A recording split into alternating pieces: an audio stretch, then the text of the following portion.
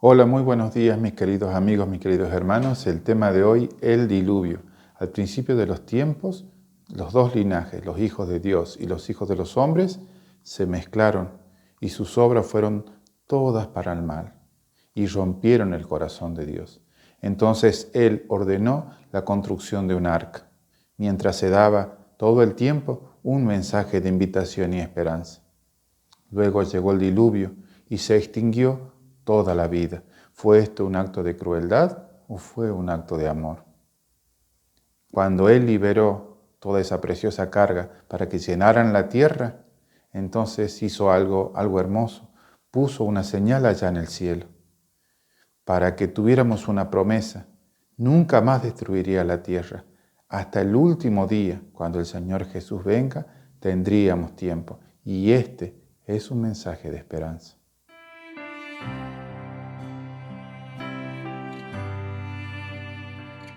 Como primer punto vamos a tomar el diluvio, el porqué de un diluvio. Para esto vamos a leer en la Biblia dos versículos, Génesis capítulos 6 y 5, proyectamos en pantalla.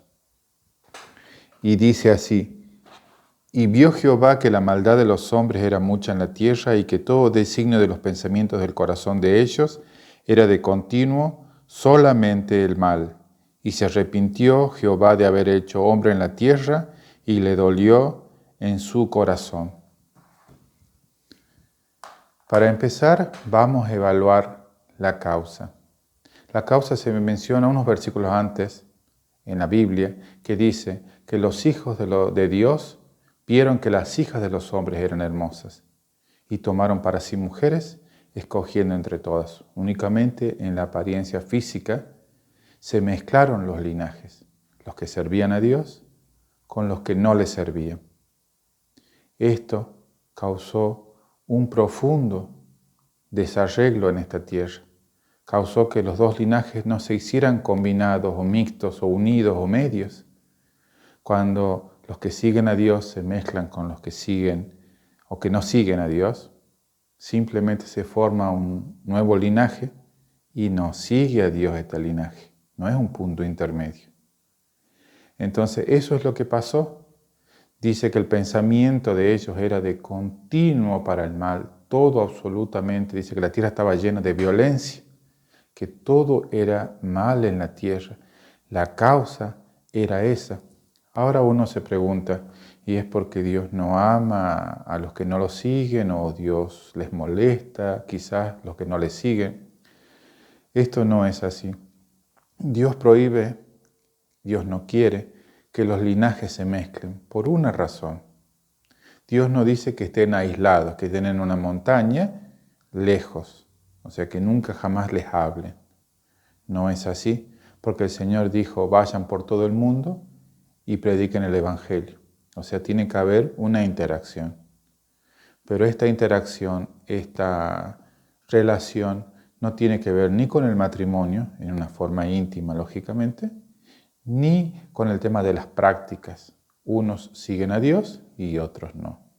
¿Para qué Dios desea que la simiente, los que siguen a Dios, no se unan de esa manera con los que no siguen a Dios?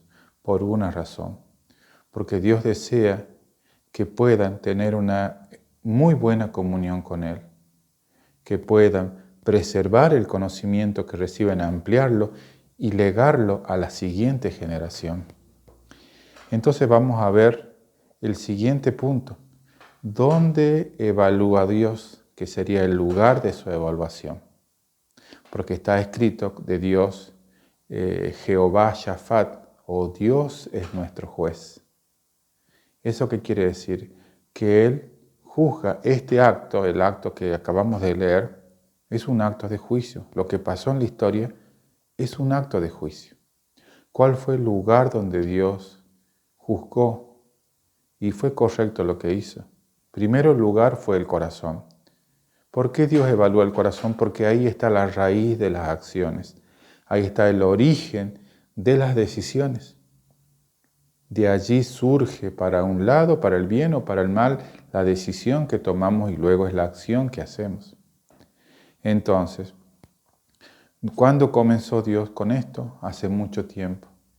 Hace mucho tiempo Delante de su trono estaba uno, el más grande de los ángeles, el querubín protector, gigante, hermoso, pero tenía un defecto en su corazón. Y Dios le vio, por eso Isaías 14:13 dice así: y tú que decías en tu corazón, subiré a lo alto.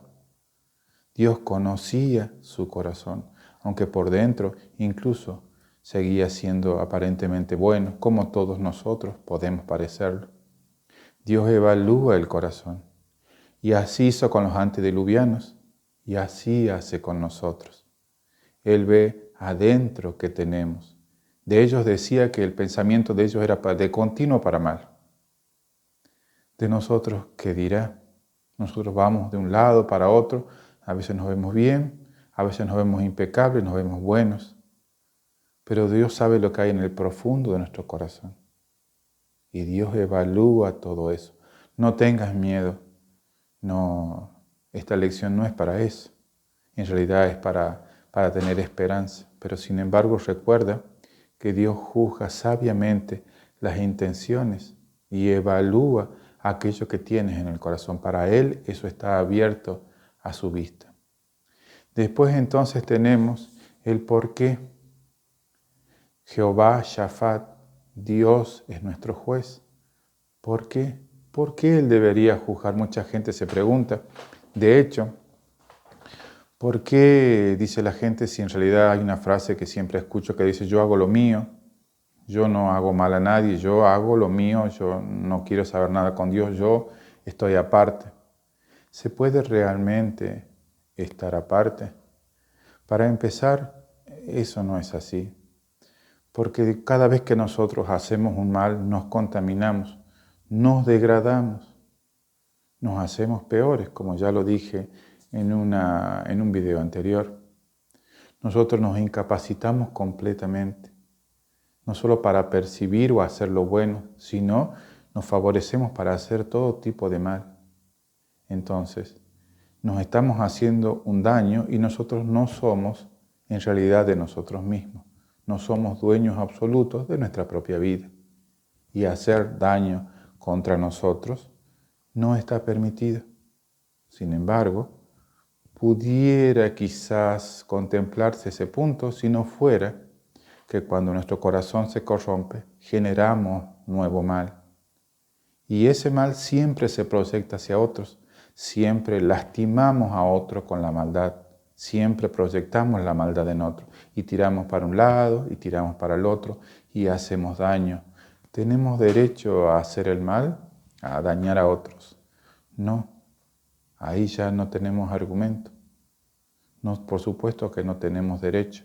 Por eso somos juzgados, por habernos hecho daño, que a veces pudiéramos discutirlo, aunque no tenemos quizás el argumento para decirlo, pero pudiéramos discutirlo. Cuando ya llega al otro punto de hacer daño a otro, ya no, porque si por un momento quisiéramos legitimar que yo hago lo que yo quiero y hago lo que puedo y el que recibe, recibe lo que yo le hago, estaríamos legitimando que nos hagan a nosotros, que sería legítimo entonces que recibiéramos daño. Y eso no es así. Por eso está la queja de ¿dónde está Dios? ¿Por qué me pasa esto? Porque recibimos daño que no generamos nosotros. Luego también hacemos daño contra Dios. Nos rebelamos contra el que tiende nuestras manos, contra el que nos crió, contra el que nos ama profundamente todo el tiempo y trata de llevarnos a un camino mejor, del que hizo el máximo sacrificio. Entonces, ¿qué vamos a decir? Porque Dios juzga. Dios tiene el derecho de juzgar. Y lo que hace Dios incluso es limitar la propagación. ¿Qué pasó en el cielo? De unos cuantos se llenó de millones de rebeldes. Acá en la tierra de unos cuantos se llenó de millones de rebeldes. El mal se propaga. Eso pasó con los antediluvianos. Se mezclaron los dos linajes diciendo que no pasaba nada. ¿Qué pasó? Se llenó la tierra de violencia. Solo quedaban 8. Por eso Dios juzga con justicia y dice, voy a exterminar esta vida, toda esta vida excepto estos 8. Y uno se pregunta, ¿Dios fue justo? Hay una prueba irrefutable de que Dios fue justo. el siglo que estuvo predicando mientras se construía el arca. Se prueba que Dios evaluó correctamente porque ningún otro, y las puertas estaban abiertas, ninguno cambió de parecer. Entonces era justo Dios al evaluar y ver que esa decisión del mal continuo era irreversible, era decidida. Y lo que hoy conocemos contra el pecado, contra el Espíritu Santo, una condición irreversible, una decisión tomada que se mantiene y se mantiene hasta el final de nuestras vidas. Entonces Dios fue justo. Todo el tiempo que esperó con los brazos abiertos con el arca es la prueba de que Dios fue justo. Y en segundo lugar, tenemos el tema de que el versículo 6 dice así, que se arrepintió Dios de haber hecho al hombre y le dolió en su corazón. El arrepentimiento de Dios no es como el nuestro. Está asociado al pesar, está asociado al más profundo dolor. De hecho, la Nueva Traducción Viviente dice, y se le partió el corazón. ¿Por qué Dios experimenta esto? Porque nos ama, porque somos su delicia. En Proverbios 8:31 dice claramente, dice que Él tiene regocijo con la parte habitable de la tierra. Y dice que su delicia son los hijos de los hombres. De hecho, Juan 1:21 usa un término griego que se traduce acá como hijitos míos. Y es teknion, el griego, que quiere decir mis queridos hijitos, mis pequeños hijitos. Un término absolutamente tierno de un padre amante que desborda el corazón de Dios de amor por nosotros, por los antediluvianos y por nosotros. Entonces cada vez que le damos vuelta a la cara, cada vez que decimos no te quiero Dios, yo quiero hacer lo mío, no sigo lo que tú dices, no quiero tener que ver contigo, no quiero leer, no quiero orar, no quiero ir a la iglesia, no quiero saber nada tuyo, quiero ir por mi camino. Cada vez que hacemos eso, los antediluvianos y nosotros le partimos el corazón a Dios. Y continuamos con el tema, el suceso del diluvio. Vamos a poner en pantalla y vamos a leer Génesis 7:23 que dice así. Y así fue destruido todo ser que vivía sobre la faz de la tierra, desde el hombre hasta la bestia, los reptiles y las aves del cielo. Y fueron raídos de la tierra y quedó solamente Noé y los que con él estaban en el arca. Increíble. Los animalitos entraron, entró la familia de Noé, se cerró la puerta, llegó el diluvio y no quedó ningún ser vivo. ¿Fue cruel esto? ¿Fue justo? ¿Fue cruel? No. ¿Fue justo? Sí. ¿Hubo oportunidad? Sí. Esa es la respuesta. Entonces podemos ver 4 puntos para analizar sobre este tema. Podemos pensar en la destrucción y decir, ¿por qué parece tan cruel? Sin embargo, tenemos que tener en cuenta que tuvo un propósito, que ya lo vamos a ver. Pero primero, fue justa. ¿Por qué? Porque se basa en las decisiones de las personas. Hay algo que se conoce como el libre albedrío, la capacidad de decidir. Entonces, los antediluvianos, nosotros, podemos decidir seguir o no seguir a Dios. Dios no te obliga y no permite que el enemigo de Dios te obligue a hacer el mal. Uno puede escoger el camino, aunque uno se sienta sin fuerza, uno puede elegir servir a Dios o alejarse de Él. Entonces, ¿qué pasó con los antediluvianos? Ellos eligieron en una forma decidida, determinada, irreversible, contra Dios. Entonces Dios trajo destrucción, pero de alguna manera los juicios que estaban anunciados no fueron inmediatos. Tenían un propósito redentor. El propósito era hacerlos reflexionar y llevarlos a la vida. Por eso, durante un siglo, se estuvo anunciando. Dios no quiere eliminar a las personas, a sus hijos, como ya vimos, sus hijitos pequeños, sus queridos hijos. Dios quiere eliminar el pecado. Por lo tanto, Dios da tiempo. Luego de ese tiempo, las personas toman y mantienen su decisión. Y esa demora y ese juicio tiene un propósito redentor y puede o no ser aprovechado. Ellos no lo hicieron. La idea de Dios es que tú y yo podamos aprovecharlo. Después tenemos lo que mencionamos como la demora. Segunda de Pedro 3:9 dice, el Señor no retarda su promesa, según algunos la tienen por tardanza, sino que es paciente para con todos, no queriendo que ninguno perezca, sino que todos procedan al arrepentimiento. Increíble, lo que nosotros llamamos demora, en realidad es paciencia infinita, esperanza y amor de Dios, queriendo que ninguna de sus criaturas sea eliminada, que se pierda, que puedan salvarse. Ese es el deseo de Dios. Por eso trabaja Dios, todo el cielo, todos los ángeles, todos los recursos disponibles, en todo tiempo, en todo lugar, en todo momento, para que podamos reaccionar, para que podamos percibir el bien, para que podamos percibir el amor de Dios y reaccionar a ello.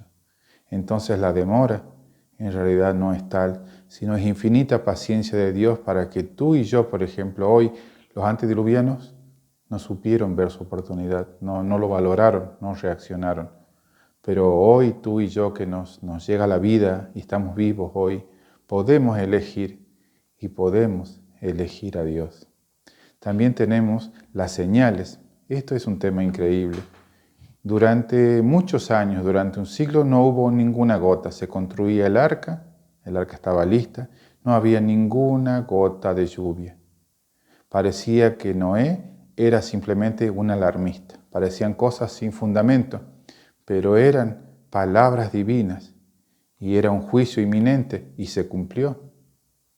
Y nosotros, hoy día pasa lo mismo. La iglesia predica, por ejemplo, Apocalipsis 14:7, cuando dice, temed a Dios y dadle gloria, porque la hora de su juicio ha llegado, y adorad a aquel que hizo los cielos y la tierra. Estamos hablando de que hay un juicio allá en el cielo. En el cielo está en sesión Dios como juez. Esa es una, por ejemplo. Después tenemos otra que predicamos en una forma bien intensa también, y mucha gente la escucha. Es el 14 de Apocalipsis y el versículo 9 cuando dice, y si alguno adora a la bestia y recibe su marca en su frente y en su mano, y sigue el versículo. Hablamos de la famosa marca de la bestia, de aquellas leyes que irán contra la ley de Dios. También tenemos esa señal. Tenemos, por último, la señal más grande de todas, que decimos que el Señor vendrá por segunda vez. Y de eso también lo afirmamos, pero aparentemente no vemos nada, como los antediluvianos, que ellos no veían ni una gota, nada, hasta el día que se cerró la puerta y vino el juicio. Así hoy nosotros estamos predicando y nosotros aparentemente no vemos, miramos hacia afuera, salimos, vemos al cielo, no parece que hubiera ningún juicio, ni parece ninguna marca de la bestia que se aproxima, ni tampoco parece que el Señor Jesús retorna. Pero son tiempos de puertas abiertas, son tiempos de esperanza. Esas señales, aunque no veamos ninguna gota de lluvia que está por caer, hay un arca. Ahí están las puertas abiertas para que entremos, para que tengamos la libertad de elegir y elijamos la vida. Dios quiere eso. Dios quiere que nosotros, sus pequeños, vayamos con Él. Luego tenemos el porqué de la destrucción. Aparentemente ya vimos que no fue un acto cruel. De hecho fue un acto justo. Pero hubo una razón también ulterior. Y era que Dios necesitaba que el linaje de los hijos de Dios no se extinguiera. No se extinguiera. Eso es importantísimo de decir. ¿Por qué? Porque solamente quedaban 8. Y si se extinguía el linaje, ¿qué iba a pasar? Dios tuvo compasión, no solo de aquellos 8, sino de toda la humanidad que iba a seguir después, que está relatada en la Biblia y que llega hasta nuestros días. Todos los hijos de Dios, que los grandes hijos de Dios que siguieron en esta tierra. ¿Qué podemos decir, por ejemplo? Moisés, Daniel, Isaías, los apóstoles, los mártires. ¿Quién no se acuerda de los coliseos romanos y aquellos que no negaban a Dios con sus vidas? ¿Cómo podemos olvidarlo? Grandes y bellos hombres y todos aquellos cristianos hasta llegar a nosotros que pudieron seguir a Dios, y el más grande de todos, el Señor Jesús, Él debía hacerse carne, debía mostrar el amor de Dios aquí en la tierra, debía vivir una vida justa y llegar en la cruz y pagar el precio para poder salvarnos, para que tengamos vida, para que podamos llegar a la vida eterna y llegar hasta la presencia de Dios. Tenía que pasar eso. Por eso Dios preservó el linaje de los hijos de Dios, para que pudieran pasar todas estas cosas. Y hoy tú y yo podamos elegir seguir a Dios. Esto es algo increíble, algo bello. Entonces vamos a pasar a aquella parte donde dice que Dios se acuerda de Noé y de los que estaban con él, los libera, los pone sobre la tierra. Y entonces hace algo, Noé, que es la primera parte que se llama del pacto, y que presenta una ofrenda. Vamos a leer Génesis 8, el versículo 20 y 21 en pantalla, que dice así: Y edificó Noé un altar a Jehová y tomó de todo animal limpio y de toda ave limpia y ofreció holocausto en el altar. Y percibió Jehová olor grato y dijo Jehová en su corazón. Hasta ahí vamos a leer, que es la primera parte del 21. Es increíble, algo para tener en cuenta. Dice que lo primero que hizo Noé y su familia es presentar una ofrenda de agradecimiento, de amor, de todo lo que tenían por dentro para agradecer por la vida, porque Dios los había preservado. Increíble. Dice que eso sube ante Dios y la Biblia menciona que dice, y dijo como aroma grato, y dijo Jehová en su corazón, hasta el mismo corazón de Dios llegó a aquella ofrenda, aquel aroma grato, aquel agradecimiento. Dice que Dios dijo, nunca más voy a destruir, porque era tan bello lo que percibió, tan puro el agradecimiento. Así pasa hoy con nosotros. Por eso nosotros tenemos una oportunidad similar al que tuvo Noé. Una oportunidad que se da delante de Dios. Allá en el cielo hay un santuario. En Apocalipsis 8:3 se mencionan todos los elementos de una parte del santuario, que es el altar del incienso, un altar hecho de oro. Sabemos que en el capítulo 8 y 9 de Hebreos dice claramente que allá en el cielo está el gran original, el templo construido, el santuario construido por las mismísimas manos de Dios. Y se menciona allí que Dios hizo todo esto. En el Apocalipsis se menciona todas las partes, sin lugar a duda, de ese santuario. Y por eso también se menciona en Apocalipsis 8:3 cuando dice que allí hay alguien con un incensario de oro. Dice que añade eso a las oraciones de los santos. Y dice que eso está sobre el altar de oro, delante del trono. Apocalipsis 8:3 es increíble, totalmente increíble. No hay ningún lugar a dudas que ese es el altar de incienso y que eso, porque la Biblia lo describe, era algo que Dios había hecho para presentar un aroma fragante, representando lo nuestro hacia Dios, para que Dios percibiera algo hermoso al contemplarlo, cuando se acercaba a los sacerdotes, a alguien ante de Dios, que le rodease eso, que le acompañase. Y eso pasa al día de hoy. Cada vez que Dios nos ama y nos da algo, nosotros podemos agradecerle. Cada vez que leemos, cada vez que oramos, cada vez que levantamos las manos con agradecimiento, cada vez que hacemos un canto de corazón, una alabanza, cada vez que rechazamos el mal, estamos ofrendando agradecimiento, algo bello delante de Dios que sube delante de Él, algo genuino, impregnado de amor. ¿Va solo? Pues no. La Biblia dice claramente que el Espíritu Santo dice, intercede por nosotros con gemidos indecibles, intensos. Eso nos acompaña cuando va subiendo a Dios. Luego llega al trono directamente, pues no. Está el Señor Jesús que dice claramente que está en sus ropas de sacerdote, ministrando delante de Dios, intercediendo por nosotros. Él es quien tiene el incensario, Él es quien añade su justicia y su perfume a nuestras oraciones, nuestro agradecimiento, nuestra lectura, toda nuestra vida que le dedicamos a Dios, todas nuestras manos levantadas de agradecimiento. Él añade esa justicia. Eso se presenta, como dicen ahí en Apocalipsis, delante del trono en el altar del incienso. Y eso produce un olor fragante directo hacia el trono de Dios. ¿Y qué es lo que pasa? Dios percibe ese aroma. Y ese aroma grato, como dice ahí don Noé, aroma grato delante de Dios. Y dijo Dios en su corazón. Eso llega hasta el mismo corazón de Dios. Los antediluvianos, ¿qué hicieron? Le partieron el corazón a Dios de dolor. Nosotros podemos hacer lo opuesto. Podemos llenarlo de amor, del amor de sus criaturas. Entonces, llegando a la última parte en donde se habla del pacto y de la señal del pacto, vamos a poner en pantalla Génesis 9, 12 al 13. Dice así: y dijo Dios, esta es la señal del pacto que yo establezco entre mí y vosotros y todo ser viviente que está con vosotros por siglos perpetuos. Mi arco he puesto en las nubes, el cual será por señal del pacto entre mí y la tierra. Totalmente increíble. Está hablando Dios de que Él tiene un arco.